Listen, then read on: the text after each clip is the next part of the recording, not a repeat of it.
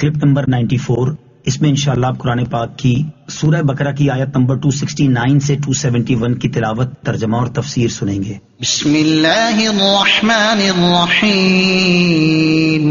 ترجمہ: اللہ کے نام سے شروع جو نہایت مہربان رحمت والا ہے۔ یؤتی الحکمت من یشاء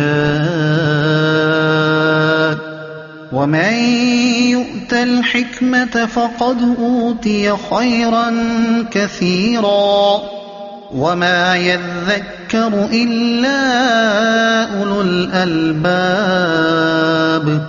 ترجمہ: اللہ جسے چاہتا ہے حکمت دیتا ہے، اور جسے حکمت دی جائے تو بے شک اسے بہت زیادہ بھلائی مل گئی، اور عقل والے ہی نصیحت مانتے ہیں۔ یؤتی الحکمت من یشاء، اللہ جسے چاہتا ہے حکمت دیتا ہے۔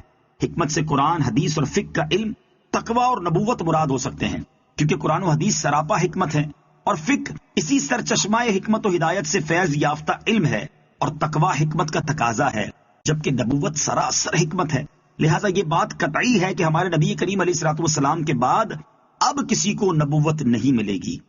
وما انفقتم من نفقة او نذرتم من نذر فإن اللہ يعلمه وما للظالمین من انصار۔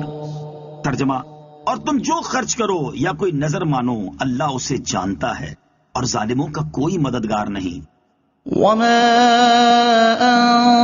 انفقتم من نفقہ، اور تم جو خرچ کرو، یہاں آیت میں وعدہ اور وعید دونوں بیان کیے گئے ہیں، کیونکہ فرمایا گیا کہ تم جو خرچ کرو، خواہ نیکی میں خواہ بدی میں، یوں ہی تم جو نظر مانو، اچھے کام کی یا گناہ کے کام کی، ان تمام چیزوں کو اللہ تعالیٰ جانتا ہے، تو اچھے عمل خرچ اور نظر پر ثواب دے گا، جبکہ گناہ کے عمل خرچ اور نظر پر سزا دے گا۔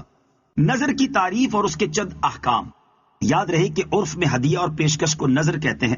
جیسے کسی بڑے کو کوئی چیز پیش کریں تو کہتے ہیں کہ جناب یہ آپ کی نظر ہے۔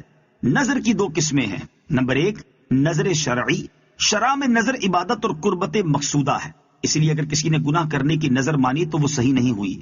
نظر خاص اللہ تعالیٰ کے لیے ہوتی ہے، اور یہ جائز ہے کہ اللہ تعالیٰ کے لیے نظر کرے، اور کسی ولی کے آستانے کے فقراء کو نظر کر کے صرف کرنے کی جگہ مقرر کرے۔ مثلا کسی نے یہ کہا کہ یا رب عز و جل، میں نے نظر مانی کہ اگر تو میرا فلاں مقصد پورا کر دے کہ فلاں بیمار کو تندرست کر دے، تو میں فلاں ولی کے آستانے کے فقراء کو کھانا کھلاؤں، یا وہاں کے خدام کو روپیہ پیسہ دوں، یا ان کی مسجد کے لیے فلاں سامان مہیا کروں گا، تو یہ نظر جائز ہے۔ شرعی نظر صرف اللہ تعالیٰ ہی کے لیے ہو سکتی ہے، کیونکہ اس کے معنی ہے غیر لازم عبادت کو لازم کر لینا۔ ہاں، اس نظر کا مصرف اولیاء کرام کے غریب مجاور بھی ہو سکتے ہیں، جیسا کہ اوپر بیان ہوا۔ نمبر 2 نظر کی دوسری قسم یعنی لغوی نظر ہے، جسے عرفی نظر بھی کہتے ہیں، جو نذرانہ کے معنی میں ہے۔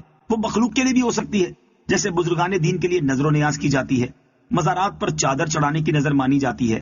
اس طرح کی نظروں کا پورا کرنا ضروری نہیں، البتہ بہتر ہے۔ اس بارے میں تفصیل جاننے کے لیے فتاوی رضویہ کی 20ویں جلد میں موجود اعلیٰ حضرت رحمت اللہ تعالی کے رسالے سبل الاصفیاء فی حکم الذبح للاولیاء کا مطالعہ فرمائیں۔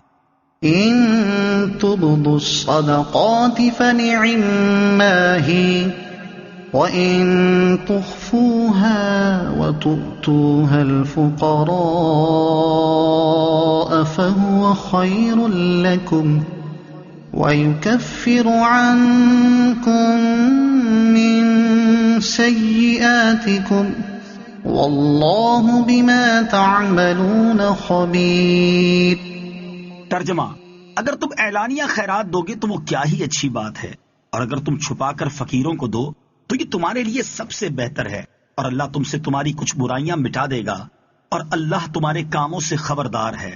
ان تبدوا الصدقات، اگر تم اعلانیہ خیرات دو گے، صدقہ خواہ فرض ہو یا نفل، جب اخلاص کے ساتھ اللہ تعالیٰ کے لیے دیا جائے اور ریا سے پاک ہو تو خواہ ظاہر کر کے دیں یا چھپا کر، دونوں بہتر ہیں، لیکن صدقہ فرض کو ظاہر کر کے دینا افضل ہے، اور نفل کو چھپا کر، اور اگر نفل صدقہ دینے والا دوسروں کو خیرات کی ترغیب دینے کے لیے ظاہر کر کے دے تو یہ اظہار بھی افضل ہے، جیسے نبی کریم علیہ الصلوۃ والسلام مجمع عام میں صدقے کی ترغیب دیتے اور صحابہ کرام سب کے سامنے صدقات پیش کرتے.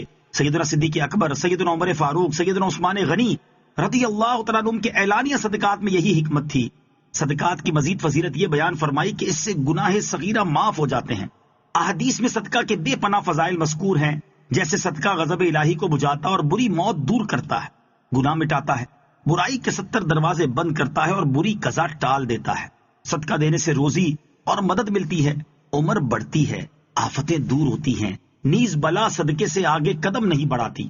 اکثر و بیشتر اعمال میں یہی قاعدہ ہے کہ وہ خفیہ اور اعلانیہ دونوں طرح جائز ہیں، لیکن ریاکاری کے لیے اعلانیہ کرنا حرام ہے اور دوسروں کی ترغیب کے لیے کرنا ثواب ہے. مشائخ و علماء بہت سے اعمال اعلانیہ اسی لیے کرتے ہیں کہ ان کے مریدین و متعلقین کو ترغیب ہو.